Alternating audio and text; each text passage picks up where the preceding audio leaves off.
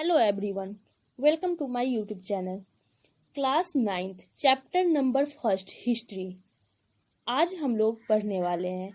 Class 9th chapter first का इस series का हमारा ये फर्स्ट वीडियो है। क्लास 9th का इस चैप्टर में भी हमारे कई सारे वीडियो होने वाले हैं। तो आइए अब हम लोग पढ़ते हैं चैप्टर फर्स्ट, जिसका नाम है the French revolution. The French revolution आप लोगों ने आगे भी पढ़ा होगा। पहले द फ्रेंच रिवॉल्यूशन बहुत ही इंटरेस्टिंग चैप्टर है ये। बहुत स्टूडेंट बोलते हैं कि history is the boring subject, but not, history is the interesting subject. क्यों? क्योंकि हिस्ट्री को जब स्टोरी के टाइप में पढ़िएगा ना, तो हिस्ट्री बहुत ही इंटरेस्टिंग सब्जेक्ट है। आइए हम लोग शुरू करते हैं। ऑन द मॉर्निंग ऑफ 14 जुलाई 1789, सुबह का टाइम था 14 जुलाई, मॉर्निंग का टाइम था 1789। The city of Paris was in a state of alarm. The king had commanded troops to move into the city. और 14 जुलाई मॉर्निंग का समय था। सिटी, पेरिस के सिटी में क्या था? अलार्म की स्टेट में थी। क्यों? कि अलार्म स्टेट मतलब भय की स्थिति में थी। क्यों भय की स्थिति में थी? क्योंकि the king had commanded troops, तो वहां के जो राजा थे वो ऐसा, वहां पे एक रूमर्स था, स्प्रेड हो रहा था, फैल रहा था कि उन्होंने बोला है अपने आर्मी को, जो फ्रांस के जो सिटीजन है उस पे अटैक कर देने के लिए, अपॉन फायर करेंगे कि सीधे गोली मार दो। इस तरह का वहां पे अफवाह फैल गई थी, और ऐसी अफवाह फैल गई थी कि वहां के लोग काफी डर गए थे। Some 7,000 men and women gathered in front of the town hall and decided to form a people militia. They broke into a number of government buildings in search of arms. Arms means होता है हथियार। सम कुछ ही ऐसे ही लगभग 7,000 man and women, मतलब peoples जो थे, गैदरेड हुए। कहाँ गैदरेड हुए? फ्रंट, कहाँ पे? टाउन हॉल के सामने गैदरेड। टाउन हॉल बोलते हैं जो एक बहुत बड़ा जगह होता है, वहां पे एक गैदरेड हुए। डिसाइडेड फ्रॉम द पीपल्स, और वहां के लोगों ने यह डिसाइड किया कि हम लोग एक मिलिशिया बनाएंगे। मिलिशिया का मतलब होता है आर्मी। हम लोग एक मिलिशिया बनाएंगे। They broke into a number of government building in a search of arms. और वे लोग क्या करेंगे? गवर्नमेंट का जो भी बिल्डिंग है सारे को तोड़ेंगे और हम लोग आर्म्स का सर्च करेंगे। आर्म्स सर्च करेंगे कि हथियार सर्च करेंगे। Finally, a group of several hundred peoples marched towards the eastern parts of the city and stormed the fortress prison. Finally जो है एक ग्रुप जो था 7,100 का एक ग्रुप जो था, मार्च करते हुए ईस्टर्न पार्ट, सिटी के ईस्टर्न पार्ट में धावा बोल दिया। स्टॉर्मेड द फोर्ट्रेस, यानी कि वो जो किले का जो जेल था वहां पे उन लोगों ने धावा बोल दिया। उस जेल का नाम क्या था? तो बास्तिल जेल नाम था उसका। Where they hoped to find hoarded ammunition in the armed fight that followed.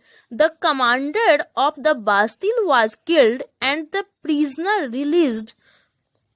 और उन्होंने क्या, इस आशा में उन्होंने वहां पे बास्तिल पे अटैक किया कि उन लोग को ये लग रहा था कि यहाँ पे जो है बहुत सारे, बहुत बड़े बड़े हथियार जो है इस जेल में जमा करके रखा हुआ है, इसीलिए उन्होंने उस पे अटैक किया। और पहला काम क्या किया उन्होंने? In the arm fire the floor the commander of the Bastille was killed. और बास्तिल जेल का जो जेलर था, कमांडर, उसको उन्होंने मार दिया, वो लोगों ने मार दिया। और प्रिजनर रिलीज, जो भी प्रिजनर थे वहां पे उनको रिलीज कर दिया।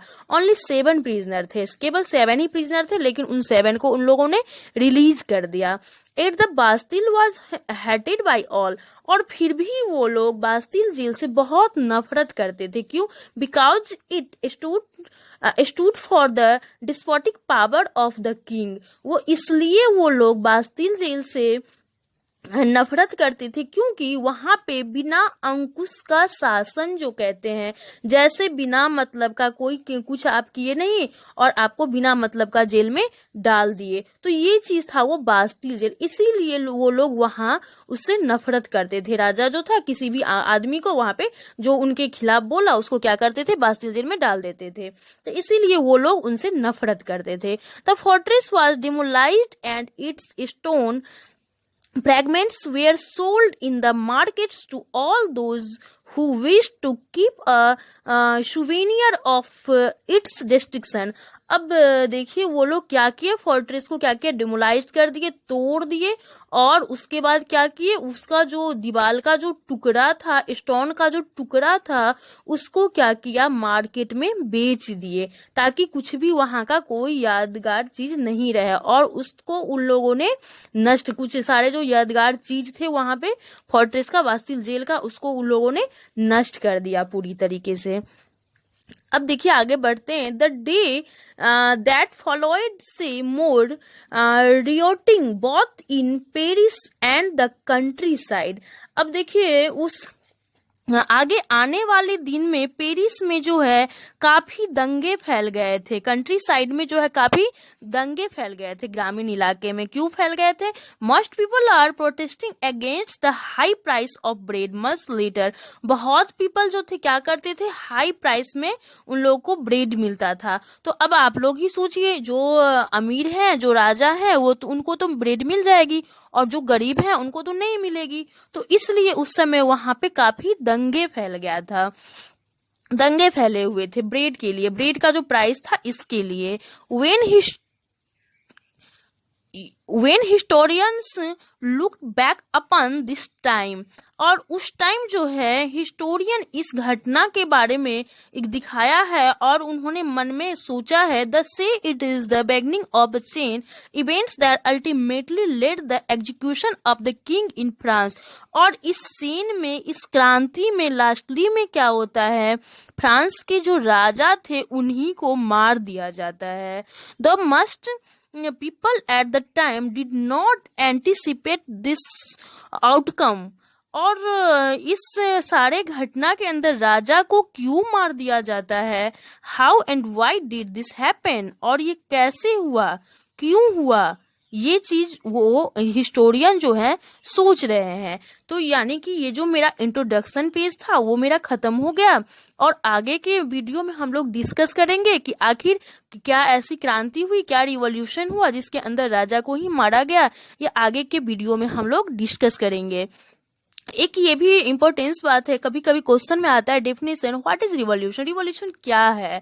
तो आप लोग नोट भी कर सकते हैं। अ फोर्सेबल overthrow of government और social order in favor of a new system।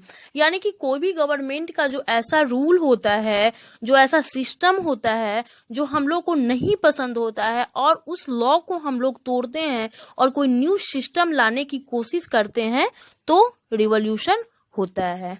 Okay, अब आगे के वीडियो में हम लोग आगे का डिस्कस करेंगे। तब तक के लिए बाय बाय, टेक केयर। यदि आप लोगों को मेरा वीडियो पसंद आया हो तो सब्सक्राइब करिएगा, लाइक करिएगा, कमेंट एंड शेयर भी करिएगा। Okay, bye bye.